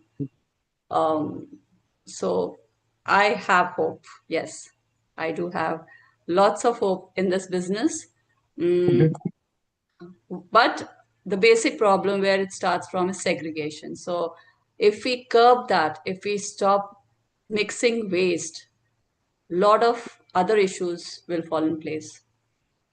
Right, right. So what I see is like at the source level or a household level or society level or community level, there has to be a proper allotment of a separate bins so that the automation solutions take up the things properly on time, pick it up, and the cycle becomes very easy. So of course, I deal with some similar kind of a solution, and I can really work on it to this level and provide more information too. But yes, this is way moving forward in coming years. How things will take up and the waste management cycle will really grow one step ahead. So, and my company does this solution, and I can of course give you some more inputs on it. We can have a separate discussion Yeah, too. please connect with us. Yes, yes, yes, yes. And this is definitely going to help a lot in coming years because technology once gets added with any mission, it will definitely take up to the next level entire journey. Yeah, that's fine. That's fine from my side. Thank you. Yeah. Thank you, Mayusef, for joining in. I hope to see you around in Vadodara itself. Yeah, ma'am, I think technology is not being used appropriately in like micro ways. It's only used for macro things right now, like a massive recycling unit and stuff like that. Maybe in the future we'll have smarter dustbins that segregate waste for us automatically or something like that. No, Hoping we to need see. a AI over here. We definitely need that. But other than that, we also look forward for technological uh, changes and enhancements. I'm So you just want gonna more convenience then? I, as a citizen, I would really like if I just put in, say, I'm gonna use the dustbin for sure. I'm gonna use it for all sorts of trash. I'd also want it, uh, I want to make it easier for myself on how it gets processed. Like, I just put it in a dustbin and it gets separated automatically. That reduces a daily effort for me for sure. And it still does the job, right? I mean, it would segregate the waste and I can push it forward. So why not? If I'm super rich, I can afford a technologically advanced dustbin. I might as well use it. But you know, if one person, you are super rich, but your I'm neighbor, not. I'm just if I was. hypothetical. So if your neighbor sends the mixed waste, it's totally derailing the whole system. True. Yeah, that's So what I'm your trying. segregated waste is now mixed waste. So it's no more segregated. Your efforts, your investment in your AI super dustbin is a waste then. True. So True. If it we gets need to mixed. change. That's Mm, that's the true. only basic thing. And of course, the dustbin will not be very smart to differentiate between, like if you put wet waste in a plastic bag, where does that go in? So, Yeah, that's the thing I'm talking about. I so we think have to change first. true, true. Yeah. I'm just gonna unmute Mr. Prasad Surpineni once. He's a super regular participant and an expert. Yeah, okay. Dushyant, thank you for that. Apologies to myself because I joined about half an hour late. Nevertheless, I could, when the discussion started, I suppose I was very much there and listening. Very interesting discussions are happening. First of all, I had the opportunity or the privilege of meeting Sheetalji in the very first Vishwas Workshop. Yes. workshop. Yeah. So, only thing is, I will be visiting, hopefully, I will visit the Gandipet Welfare Society one of these days. It has been on my list, but well, and see, the thing is, having listened to everybody, I must say that uh, some communities are making earnest efforts for segregation of waste, which is the fundamental thing.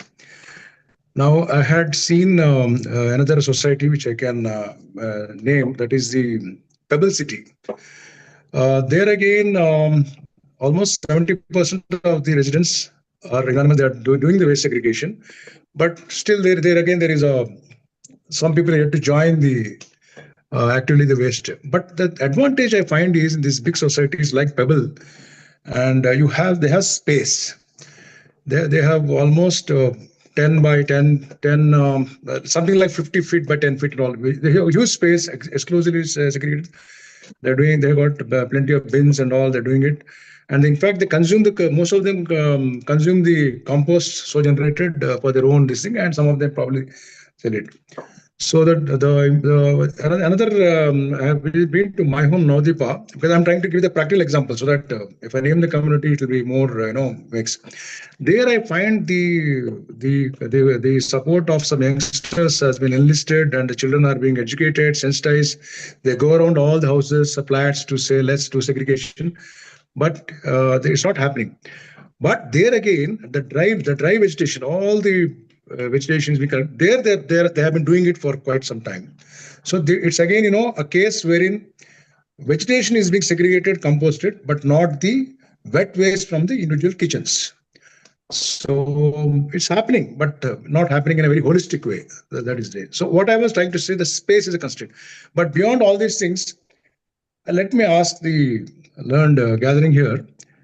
I believe the GHMC is implementing a law wherein these restaurants, if they don't, which segregate, say there's a target beyond 500 kgs or whatever it is, they have to necessarily do the composting. And but why can't such a rule be implemented in the bigger communities? Unless we enforce, things are not going to happen in our country. Actually, in the 2016 rule book, it's specifically mentioned there that communities have to segregate their own waste, process their own waste. And if they don't have such provisions, if they cannot manage it at source, then they have to look for outsource their processing. So it is there. It's been like what, almost 9 years now, but it is there. The policy is made. And the People City that you mentioned, our team only went and guided them. So our team does help other communities, and if they want to process their waste by themselves, we guide, we help, we share our knowledge with them too. So we have done that in the past, and People City is one of them. Yes. Yeah, thank you so much for whatever all the good work that you are doing, and I think you are showing the way forward for the city of Hyderabad. And yes, another thing is see, that reminds me, they had even given they were freely they have distributed these bins, green, yellow, red, or whatever it is, for wet waste and dry waste. The government had been free of cost. Yes. But that is not sufficient unless you enforce is the point I'm trying to say. And I had seen one. I want to mention here, yeah. When we did a awareness drive, and the government had already given the dustbins till then, we saw that people were keeping, in villages, they were keeping rice and dal in those boxes. They were not using it for, just to mention it, like we were shocked, and we had to literally teach them. Okay. Some people just shut the door on our faces also. So, but we had to be consistent and take help from the municipality to make such policies that their waste will not be picked up if they don't segregate it. Yeah, there's a lot more I would like to add, but I think now the fag end of the session, so I don't want to share, because, like, for example, what I had seen at Siddipet about 10 years back, They're doing the Siglipet market yard is doing a wonderful job of whatever vegetables are coming out of the market. They're all converting it, yeah, and they're the gas, the biogas, it's being again pumped into the generator, and that's generating the electricity, which is helping to run almost 150 plus tube lights within the market yard. I didn't want to mention and, it, but GWS is going to be setting up a unit like that. So, but it's at a very, very early stage. I didn't want to mention anything about it yet. So I hope the Prime Minister takes notice of good people like you doing, like the way he's appreciated the Bonpally market yard in one of his Mann Ki I Baat, think it's our goal is not appreciation or taking credit of, but our goal is awareness. If more and more communities join us and more and more units come up like ours, that is our goal. Okay, anyway, some positive vibes I wanted to say. not that you really did. I know there are many people like us, many organizations like us. It's not that we are the only ones. So what I would say is quickly that let's make Hyderabad another great city like Indore to talk about. So yeah, Vishwa Talks is into it also. So I'm very happy to be part of it. They have this on their agenda. Yeah, same here. Thank you so much. Yeah. Thank you. Thank you so much, sir. Now I'm going to unmute Miss Ankita and then Mr. Vasant shortly. Hello, ma'am. Am I audible? Yeah, you are audible. Ankita, ma'am, I've prompted you to unmute yourself. Yeah, hi, hello everyone. Hello. I joined the seminar a little late. I think your presentation was done by that time, but I'm listening to all the discussion, all the questions that are going on. I want to share my experience also with all of you, like going from 2 kg of waste every day to it's now nearly 100 grams in a week. So may I share? We would definitely love to hear this. Please do share. So what happened? See, I had never gone past through a landfill. Like I grew up in a place where there was no landfill around. So, or maybe it's very rare sight like. But last year, what happened? I was going to a dentist, like, so I had to visit him every other day for 7-8 visits. So that area where the dentist is, I had to cross our Ghazipur landfill in Delhi. From Delhi, I was going to Vaishali. So I have to cross that every day. So that made me think, because earlier, nobody has ever told us that what happens to the waste. This was never taught in schools. And this is one thing which nobody talks about at home. We'll talk about food, healthy food habits. No, we'll talk about good clothes, but good education, but we'll never talk about like how to reduce waste and what happens with the waste once it goes out of the house. So this is what was lack of education. Since when I passed that place, it made me think, like passing that place once doesn't make you think that much, but every day passing from there, I could see the people who live just next road there, opposite. I used to close my nose when I used to go from there, and I was wondering how do these people are living here, like every day, whole day. So this is a thought that came to my mind, and I did my self education after that on waste. I started, reading a lot about it. I purchased a book also, Wasteland. The name is Wasteland. It's a very good book. Then like that, I did lot of reading on Google, lot of videos I used to see. So finally, what happened now? Initially, see, I made a mind that why to, think about anything else. Let me try to manage my waste on my own. So when we can manage our clothes, we manage everything. Why not to do it well here? So I am successful now after 1 year. I started in June last year, and I'm standing in this June, and I'm very happy because now when my Safai Karamchari Bhaiya comes every day, he rings the bell, and every day my children say, Bhaiya koi nahi hai, kuch nahi hai waste. So this is happening every day. I have nothing to give to him. And if you give me 2 minutes, I'll show you the system I have in place. See, I have 3 composters I have made on my own on my terrace. I can't show you because I'll have to go up on my terrace then. A very small one I have kept here for the puja flowers. I'll I'll just show you.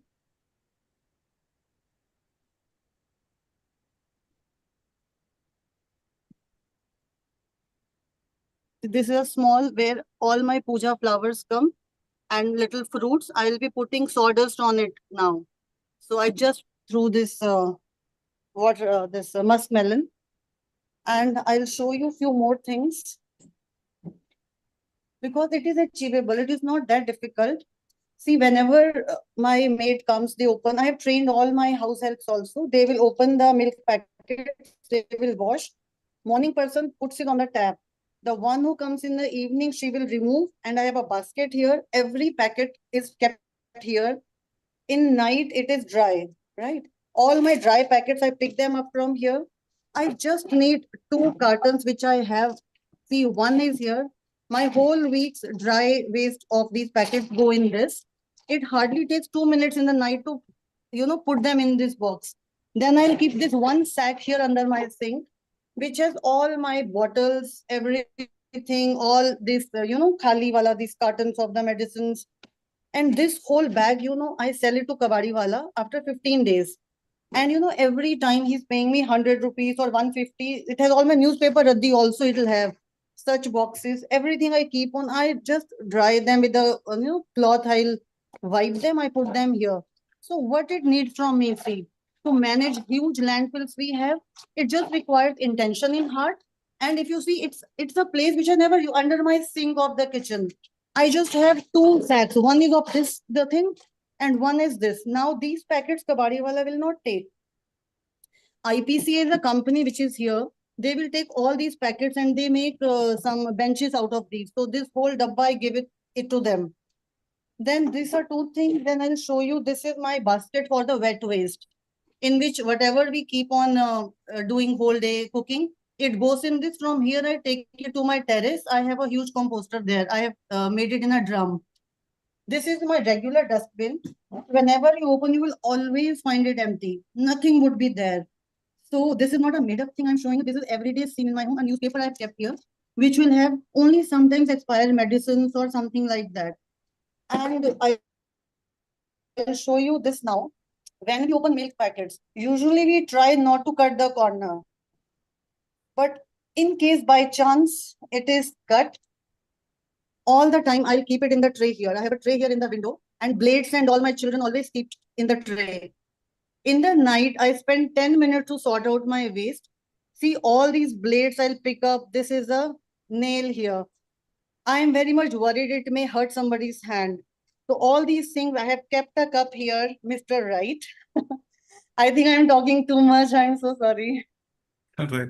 Oh, it's good, actually. Good information. Ma'am, you're super mindful So I about have a cup each here, and everything that you're doing, and it's and super it's the commendable. cup here in which all the sharp objects in past 6 months, whatever sharp objects are coming out of my house, are kept in this cup.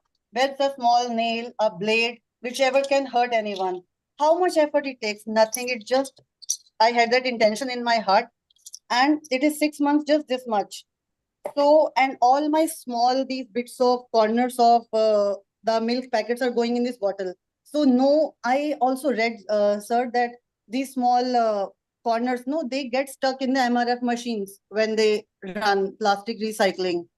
So whatever small thing I learned, I'm trying to settle. So I'm putting them in this bottle, and every day I put my corners in this or some small straw or whatever comes home. So not eggs are there. See, these are eggshells. I will crush them and put them in again one of my pot plant. So this way, what I'm trying to show that I do not have any waste at home. All wet waste is getting composted, and also this one more thing, I have these bioenzymes here. Whatever fruits we eat, orange or whatever, pomegranate, and here I have made these bioenzymes, which also again I'm using in the plants for watering. I mix them up and water there. I clean certain items with them. So what I'm trying to say, sir, initially it was difficult when I started. Okay, initially it was too overwhelming for me. It was taking a lot of time. But with time, I have seen if you are consistent about it, and if you have a strong willpower that I have to do, it is not difficult at all. It has become a part of my daily routine. Now everybody at home has been, has got it as a habit. They just don't open that brown bin, the normal bin. That is no for everyone. They know if we've eaten a chips packet, it will go in the blue basket near the sink for washing. It's a blade, it has to go in the tray. If it is a banana they have eaten, it has to go in the wet waste bin. So they are all used to with that in 1 year now. So I feel very happy. I have no waste to give out. In a week, it's just 100 grams or something like that. So that is all I want to share about my journey. Ankita ji, I basically covered some like not such visual effects ke saath, but I did cover all this as options for everyone here. The only thing that I'm really very proud of you that you're doing all this. The only thing is that the mixing of the plastic pieces in the bottle that you had, that's a total something we don't recommend, because there are recyclers for plastic bottles separate, and there are recyclers for the input, and nobody has the time to take it out. So don't, I it's my understand that. request Yeah. for everyone. I think there was a WhatsApp reel that came up that, oh, this is a very good way of, sorting. It's totally bad. It's not only, it's worthless. It goes in the fire. Nothing else can be done with that. So don't do it. Yeah. So what I'm saying is bottle is not for every packet. It is if small bits, corners get cut. So I thought, let me put them in one place. No, that will not work. It's better not to cut off the small bit We at all. try our best, but sometimes it just goes off. Yeah. Just a little more Anyway, effort consciously. yeah. Yeah. But good job. Very, very. Extremely commendable work. But And I'm just trying, like, see, I don't go and tell around to people that do this, because nobody came and told me. It came into Ankita my ji, you mind. have to go around and tell them. Yeah, but have I really to. don't know how to do that, how to start. No, people will say. Start with your relatives, start with your neighbors, and be that pokey person. It doesn't matter. You will be doing good in the end. You're leading by Yeah. example, so it's And even amazing. if like you change 2 people, talk to 10, 2 people change, you will see your result, 2 kgs to 100 grams. We just want results, right? So Yeah. talking is very important. Sure. Thank you so much. Thank you, Ankita ma'am, for joining in.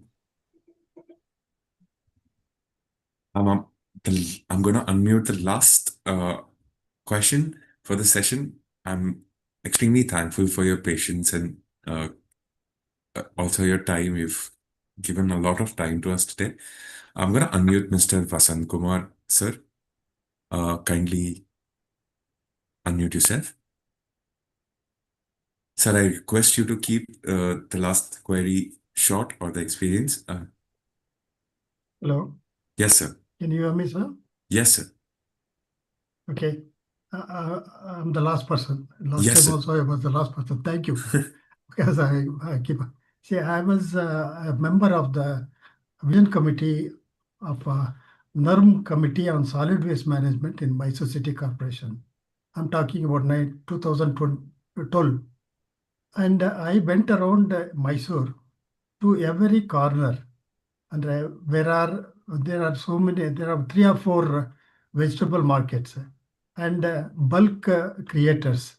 All this I created the data, and every time, and this Mysore City Corporation Paura Karmikas would go to the hotels and pick the bulk waste, and that is a separate thing altogether. What I thought was, it will be better if it is decentralized completely. That is, instead of collecting somewhere and going and weighing the lorry and cooking up details, etc., lot of money is being wasted. So I suggested that every ward should have its own decentralized segregation and processing method. That will be much better. We can save a lot of money, and also the traveling system for the waste will be very less. And immediately after that, after processing, the Paura Karmikas can pack those that manure, organic manure, processed in the ward area, and take it in their carts to the houses, sell it to the people so that they can use it directly in the pots. there won't be any problem. Otherwise, people who are fond of growing something in their terrace gardens or balconies, they can easily use this and grow their small greens and all. I've been growing in my terrace garden and mostly including a drumstick plant in a drum, and it has yielded. And I'm getting methi and fenugreek and coriander, pudina, mint, all those things I'm growing according to whatever I want. That way, we will be able to help the people to get manure, organic manure at their doorstep. And that money can be used for the welfare of the Paura Karmikas. This I thought it will be a much better idea instead of decentralizing. In some cases, even the street swept waste also was being weighed in a dramatic way. They used to say if it is hardly half a ton, they used to put it as 5 tons or something like that, make money. This was totally eliminated, and that was now they are zone wise segregation they have adopted. Now I just wanted to bring this to your notice. Thank you, Sheetalji and Tishad. Thank you, sir, for joining in. Thank you.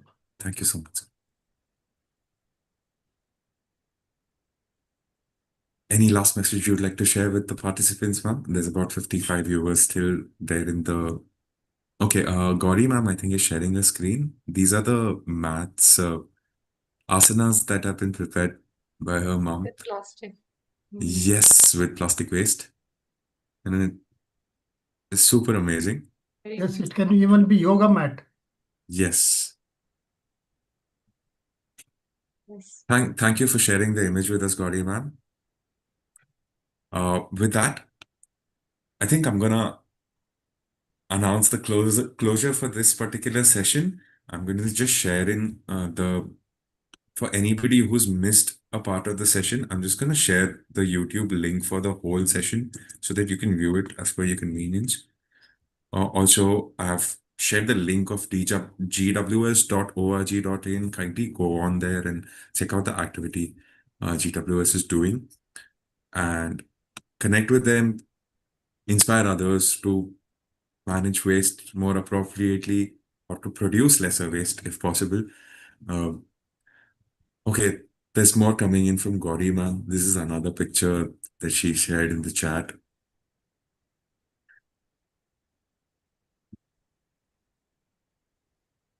Thank you, Gauri ma'am, for sharing the images. Super commendable what you have done and what your mother did. And I appreciate, I hope everyone who's joined in today spreads the word about these activities and sheds more light on everything GWS is doing, everything, each and every one of these individuals like Ankita ma'am, Gauri ma'am, what they're doing. I hope everyone notices these actions and gets inspired and does the same and better.